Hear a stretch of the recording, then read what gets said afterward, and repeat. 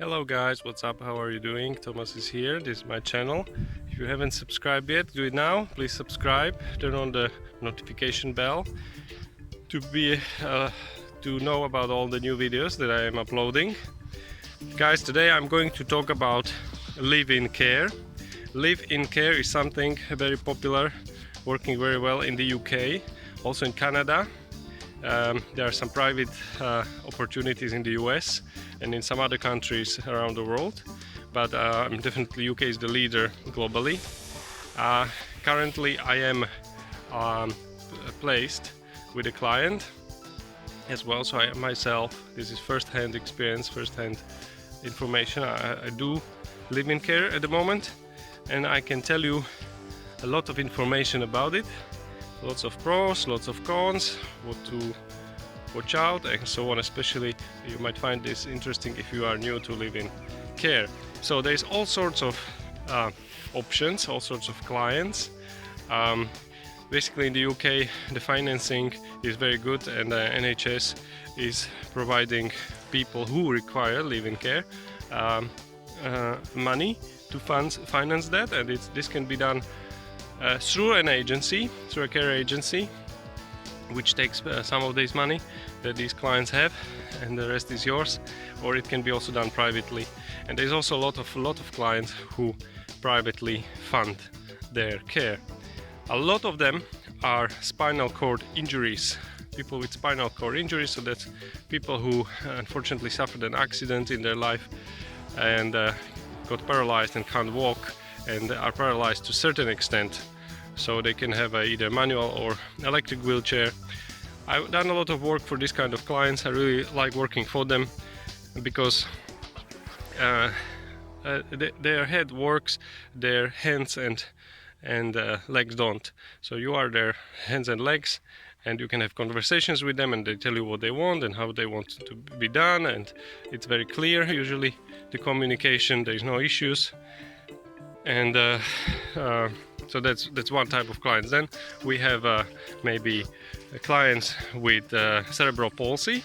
There's a lot of them, in the UK, thousands basically, who sometimes cerebral palsy can be like a severe or a mild, and they also use wheelchairs, usually electric wheelchairs, and they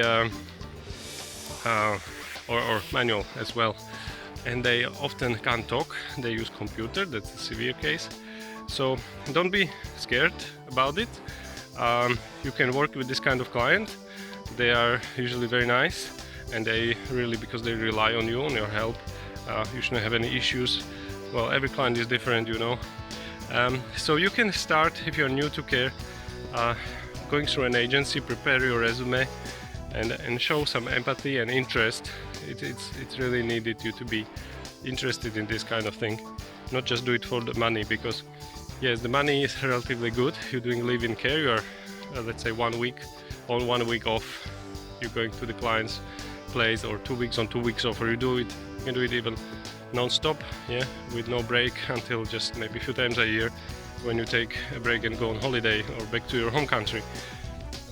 And you get paid, if it is an agency placement, you get paid at least 550 pounds a week, up to maybe 750 a week. Or if it's a private placement, then you can have anything around 120, even more, pounds per day.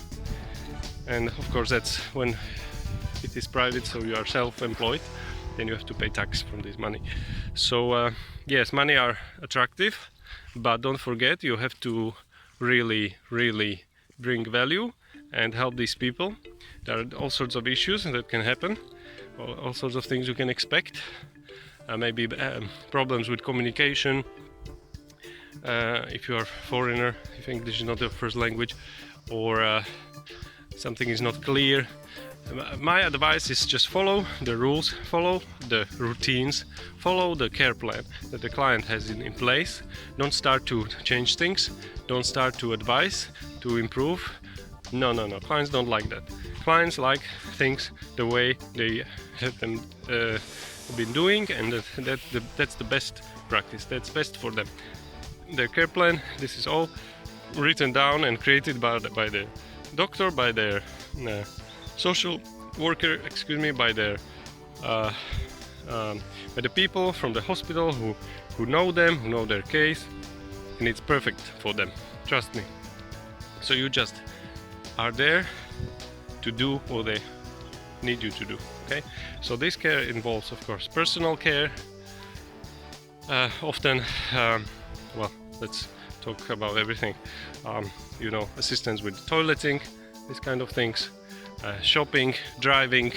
So really, if you're not confident about any of these, I wouldn't go into care, because we don't want any problems for our clients, right? So I'm trying to give you some positives, or this kind of things you need to know. If you have any questions, please write them down under the video. Let's start some chat and communication here. Let's talk about this and share this with your friends. It might help many people now. Situation in the UK, for example, is changing because of the Brexit, so there will be less and less carers coming from the European Union, and people here from the UK who didn't do this kind of work before, many of them will have the opportunity to do it. If you work through an agency, what can happen to you? An agency can provide free education for you, free training. You can do, of course, there will be a lot of training. Agencies by law are required to provide that, a lot of certifications, and of course a few days training before you start your placement, so don't worry about that. They will show you and train you. And then also you can get NVQ2, NVQ3, even NVQ4 in health and social care. You can choose the subjects you want to study, and you can study that while you are doing your live-in placement. So it's all very nice because it's free and can help you in the future with your future live-in jobs. So really, UK is very good for carers, very good for clients. Yes, we have websites, we have groups on Facebook where you can look for live-in care jobs. The groups you will find by yourself. The website, for example, papool.co.uk, where you can look for PA work. You can register yourself as a PA, personal assistant, and look for clients there. It's free. What else? Often clients, if you are working privately for them, they require you to have an insurance, and there is a company called Fish Insurance. It's very cheap, only like maybe £10 a month you pay to have insurance, just in case something goes wrong. You are protected as a carer. Alright, so when you do private, you find your client, you go there, you start, and you see how it goes, if you get along with the client, if you like the house, if you like the routine, if it's for you, and then you continue and do your rotation with another carer, because live-in never stops. Yeah, so when you leave, another carer comes for another 2 weeks, for example. And another situation would be an agency. So agency will give you a client. You can't choose, you won't know where you're going, who is going to be your client, but